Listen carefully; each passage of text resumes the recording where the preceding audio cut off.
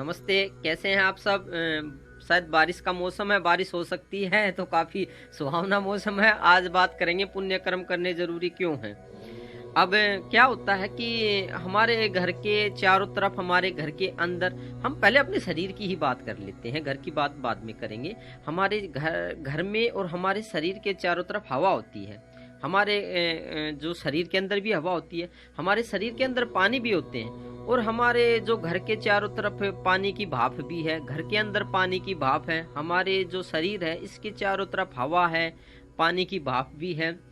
जब हम ज़्यादा पाप कर्म करते हैं तो ये जो चार्ज हो जाते हैं, ये बुरी ऊर्जाओं से जो घर की एनर्जी है, हवा पानी कह लो, ये चार्ज हो जाते हैं। जैसे बैटरी चार्ज हो जाती है, ऐसे ही हमारे बॉडी के चारों तरफ, शरीर के चारों तरफ का भी हवा पानी चार्ज हो जाता है। अब जैसे ही पुण्य कर्म कम होते हैं और पाप कर्म ज़्यादा बढ़ते हैं तो क्या होता है कि ये शरीर को डैमेज करने लगते हैं।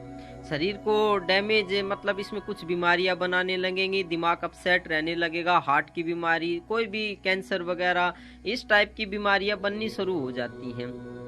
तो वो क्यों हो रहा है? हमारे चारों तरफ जैसे हवा पानी है, ऐसे ही ऊर्जाओं का घेरा है, ऐसे ही फ्रीक्वेंसीज जो हैं, हाई लेवल की या लो लेवल की कह लो, कहने का मतलब शक्ति का घेरा है। अब इनको तरंगे कहते हैं, आज की लैंग्वेज में इन्हें वाइब्रेशन कहते हैं, पुराने टाइम में इसे शक्ति कहते थे, ऊर्जा कहते थे।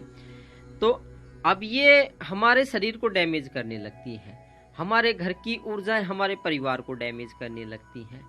तो ये क्यों होता है कि जब हम ज़्यादा पाप कर्म लंबे टाइम से करते रहते हैं और पुण्य कर्म कम करते हैं, तो ये हवा पानी में का प्रभाव हमारे शरीर पे होता है। और उसमें क्या होगा, आप क्या देखोगे, उसमें क्या होगा, कुछ बीमारियां बनेंगी बार बार, हाँ बिल्कुल बनेंगी, या फिर कोई बड़ा हादसा भी हो सकता है, जैसे डेथ वगैरह भी हो जाती है किसी की।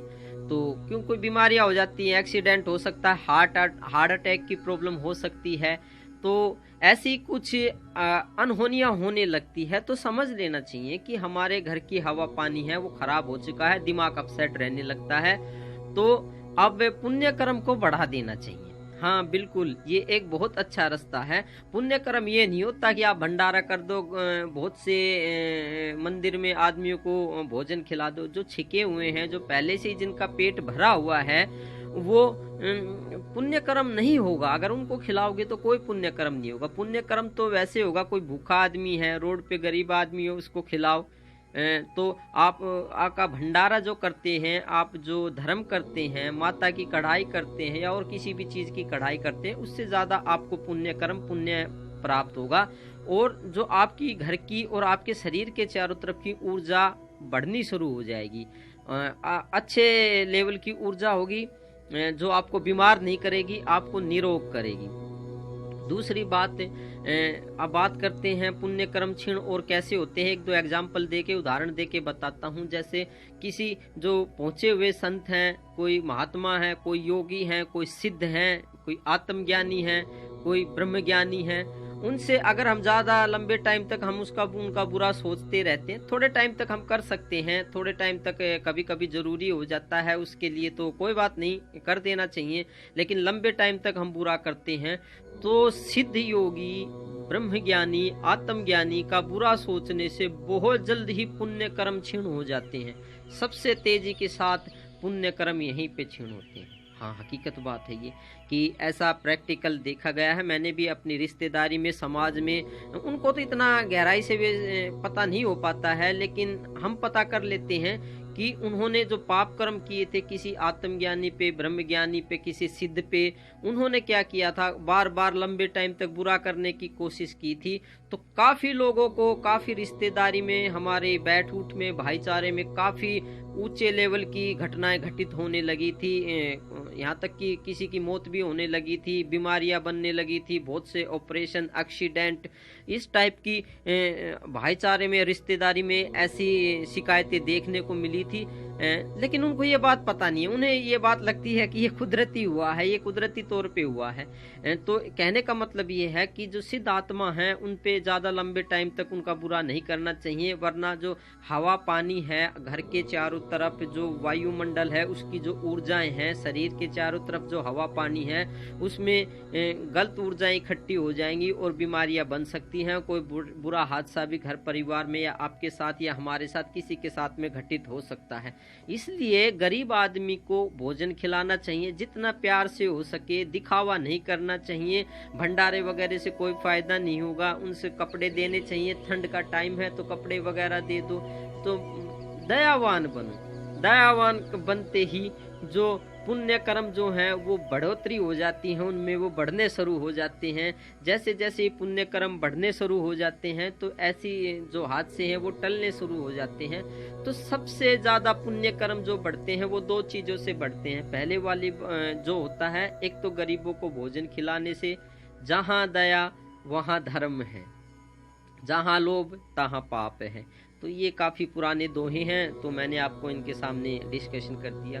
और दूसरा बताया मैंने, दूसरा क्या बताया कि जो सिद्ध योगी हैं, आत्मज्ञानी हैं, आत्मबोधि हैं, उनकी सेवा भाव, ऐसी सेवा भाव से बहुत जल्दी ही पुण्य कर्म बहुत ऊंचाई पे पहुंच जाते हैं। जैसे ही काफ़ी लोग कहते हैं कि जैसे वीडियो सुनते हैं तो काफियों को कुछ शांति सी मिलने लगती है, तो पुण्य कर्म में बढ़ोतरी हो रही है, तो आपने अच्छे कर्म किए हैं। तो इस तरीके से मैंने दो ही चीजें बताई, और भी काफी उदाहरण हो सकते हैं, लेकिन दो चीजें कभी नहीं छोड़नी चाहिए। एक तो गरीब की सेवा, भूखे की जो रोड पे घूमते रहते हैं जिनके पास कुछ नहीं है, और दूसरा आत्मज्ञानी ब्रह्मज्ञानी की ऐसे गुरु की सेवा कभी निरर्थक नहीं जाएगी। उनसे सानिध्य, उनके साथ बैठ उठ, ऐसे से पुण्य क्रम बहुत ऊंचाई पे पहुंच जाते हैं। और जो गरीब हैं उनसे की सेवा ना करना, और जो व्यर्थ लोग हैं जिनका पहले से ही, जिनके पास पैसा हुआ है, जिनके पास पहले से ही खाना ज़्यादा है, जिनका ओबेसिटी कहने का मतलब है मोटापा खा खा के आ गया है, ऐसे लोगों की सेवा से, भंडारे से कोई फायदा नहीं होने वाला। गरीब की सेवा करो और गुरु की सेवा करो, पुण्य कर्म बहुत तेजी से बहुत ऊंचाई पे पहुंच जाते हैं। ये हकीकत है, ऐसा प्रैक्टिकल कई कई बार और बहुत बार देखा गया है। तो मैं उम्मीद करता हूँ ज़्यादा बताने से तो कुछ फ़ायदा नहीं होगा, तो अपनी दिनचर्या में इन दोनों चीज़ों को अपनाएंगे।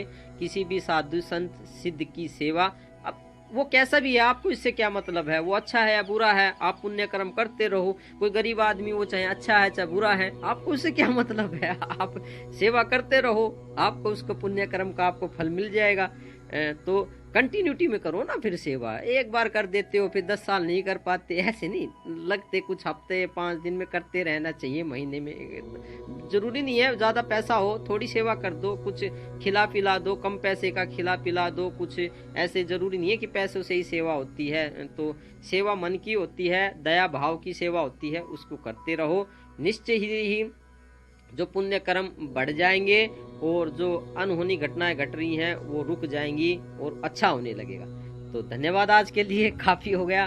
खुश रहो, मस्त रहो, मैं तो आपके साथ हूँ ही, घबराने की क्या बात है। Thank you very much video देखने के लिए। आगे फिर बात।